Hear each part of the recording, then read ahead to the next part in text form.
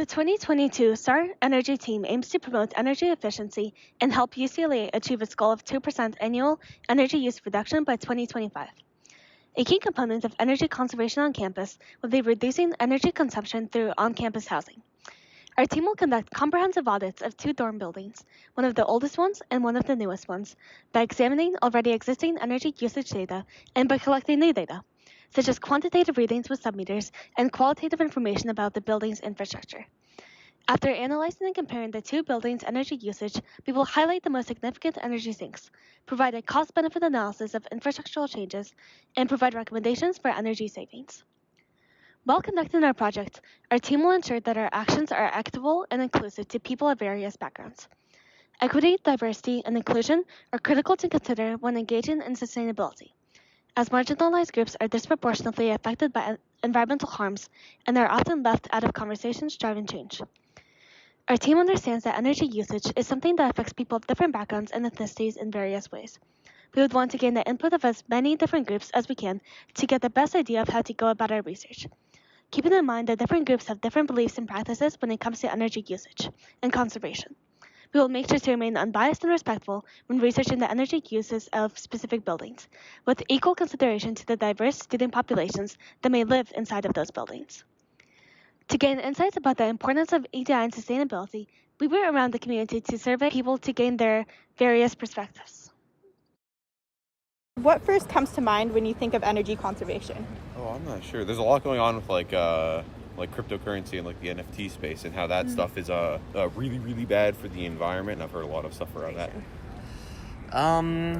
Just kind of using less energy, I guess, just in our daily lives, things we don't need to use energy for, we don't have to use it for. What makes energy conservation difficult for you? I don't know, I guess I'm not really in charge of a lot of the bigger things in my life, like I live in a dorm, so I can't really take charge of AC and all the bigger stuff like that. So. Kind of the society we're in, so many things just require energy these days, with the Zoom classes, we're all online, right? And that uses power. Food, cooking, all this requires energy, and it's wasted a lot. Definitely. Maybe not knowing how much energy you're using or where the energy that you're using comes from, so it makes it hard to hold yourself accountable for energy conservation. If you have any ideas, how would you increase equity in energy use and conservation? It would be probably some kind of effort that would relate to more equal housing and stuff like that. You would just have to find a way for there to be funding for lower income communities that can afford stuff that higher income communities use in terms of conservation. If I was to give one way, although it might be unrealistic, I'd say I think electricity as its own should be free. I don't think people in the city/suburbs should have to pay for their own electricity. I think that should be something subsidized by the government or whatnot. Because for people growing up in places that might have more power outages and less direct access to and power and stuff, I think it would be a lot more fair to those communities if the government were to pay and just provide free electricity to all of them, maybe as and off thing have a slight increase taxes or whatnot, but something like that. If there was a power outage, what would you do? And how would you support others in the community? I'm not sure.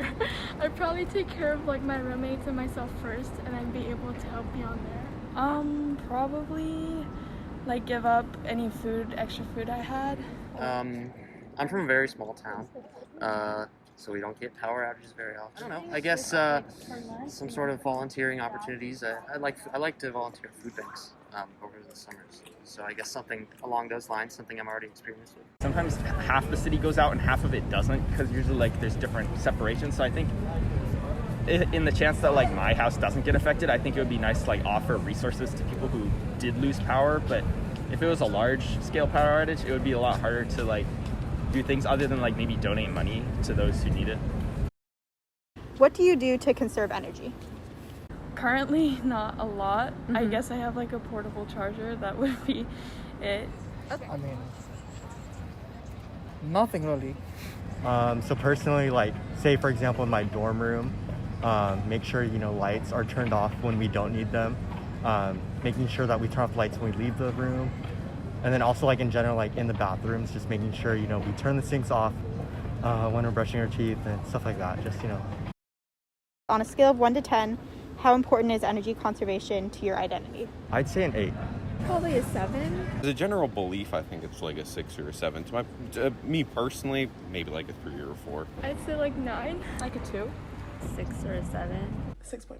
Maybe a 6 or 7. Like Okay. I definitely want to increase it, but right now, like it's just like not something I'm thinking about all the time. Even after researching and scanning over dozens of past energy projects within UCLA and the wider LA region, the final reports rarely include any mentions of how they addressed EDI, which is what makes our project uniquely different. Our stance is to include the talk of EDI early on in the process, so we have tactics on how to include a spectrum of voices.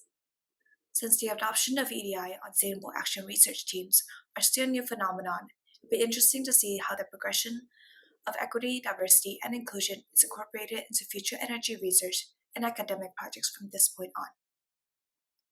We will be working with stakeholders, housing staff, and the community advisory boards to ensure that we hear all voices, since they often represent various groups working on research and projects inside UCLA. They can also give us suggestions on where marginalized voices on campus can be heard.